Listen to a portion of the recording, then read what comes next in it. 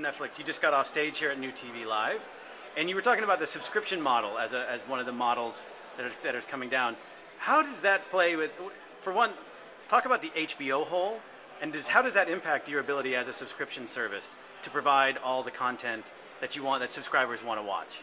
Well, there's many models for online video. There's ad-supported, that's the biggest model, ABC and Hulu and YouTube. There's the pay-per-view model like Apple and Amazon and Blockbuster. That's very successful for the big new releases. And then there's the pay subscription model.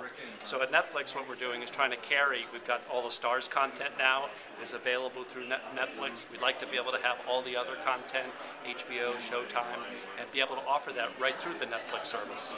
Does having a subscription model impair that ability because you're going with a subscription?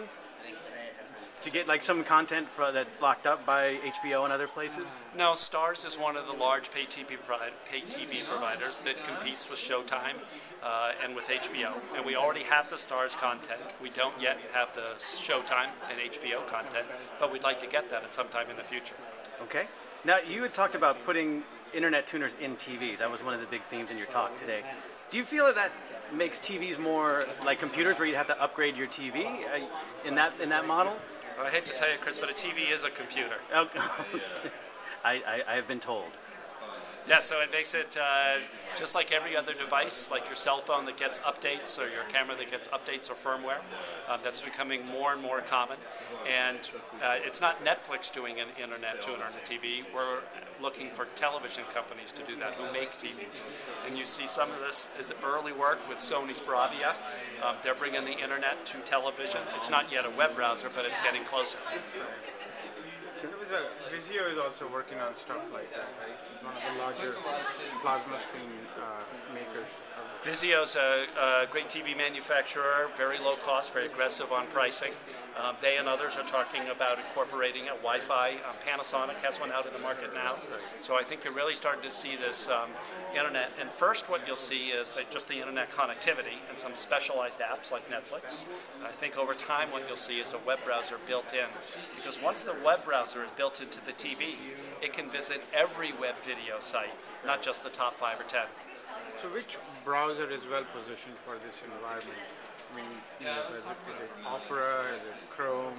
We don't think there is Mozilla or anything like that. Well, the beauty of the browser market is it's so standardized that it doesn't really matter which one it is. They're all pretty compatible. Opera's done a nice job in the Wii, so that's a good starting point. But all of the others are very good also. Do you have, sorry, go ahead. Do you have any early stats? I mean, I realize that you're just making the big push now, and you're on the Xbox, TiVo, Roku, and a flurry of other announcements made in the past couple of weeks. Do you have any kind of early data as to how people are using the service and what they're using it for? Yeah, we've been really excited and just floored by how much people are using the Netflix streaming. Right now it's mostly on the laptop, and laptop viewing is getting more and more mainstream because laptops are getting better and better. And so that's been taking off, and now we're trying to get to the second wave via the Xbox or the Roku device. Very simple, low-cost ways of bringing this Netflix streaming right to the television. So over the network content delivery, the kind of model you believe in and are pushing, runs contrary to the models of carriers, whether it's cable carriers or next-generation phone companies which are providing telco TVs.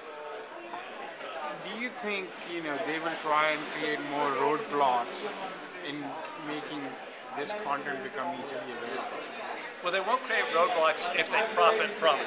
So the key is, how do we make it a win for the cable companies? And the answer is broadband video. Right. So in Comcast, as an example, the average broadband video bill now is $43, and it's growing. And that's almost pure profit for Comcast because they don't have to pay any content fees. On the video side, yes, it's $55. It's a little more revenue, but most of that ends up going to the networks. Right. So actually, the broadband is the huge profit driver within Comcast and looks to be able to grow substantially.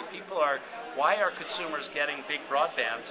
Because there's high-def streaming coming from Netflix, from Hulu, from ABC. So with the applications driving this, then that's driving these profits for Comcast. But then they're imposing, limits, bandwidth caps on it. So it's kind of like, aren't they shooting themselves in the face, in order to just profit for like maybe couple of months, quarters? Well, we haven't found anyone yet who's been hit by the caps, so that's definitely a possibility that it's a problem for them. But so far, it's been more a lot of fear, uncertainty, and doubt rather than actual pain.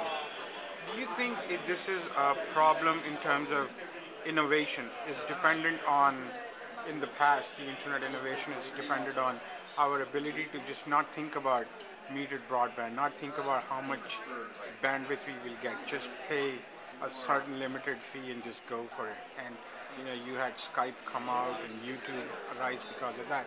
Do you think that has an impact going forward, the bandwidth caps? Well, the very early internet, the dial-up internet until '96 was all metered. And then in lots of Europe, it's been metered until recently, and in lots of the rest of the world, it is metered. And the internet continues to thrive. I don't think that with metering, it's a disaster, and unlimited, it's incredible. That's one little aspect of the whole problem. But it partially depends on where the limits are set. Comcast has set them pretty high, at 250 gigabytes. Other people have talked about dramatically lower caps, like 10 gigabytes, where you clearly would run into a problem. And that's why it's important that there's competition for broadband delivery. Right now, cable is really the only game in town for big broadband for 10 megabits plus. If you had a message for President-elect Obama, how to reform our telecom and broadband infrastructure, how would you like to see that happen? Well, I would be in the less regulation camp and allow more consolidation, allow more investment. I think that's worked pretty well. I'm not big for trying to figure out the perfect regulatory scheme because the market's evolving so rapidly. And we've got lots of anachronistic regulation today with respect to earlier times of broadband. Right. So my last question for you is you clearly believe that next couple of years are where the web and the traditional TV experience merge in what could be a very highly personalized television experience. Can you outline your vision, like where we are going with it, and like what are the key criteria for this NewTeeVee experience, so to speak? Well, think how much better web video has gotten just in the last 3 years. 3 years ago, there was the beginnings of YouTube, and it's so much better today. 3 years ago, there was no Netflix streaming, there was no YouTubes, there was no Hulu, there was no Amazon VOD.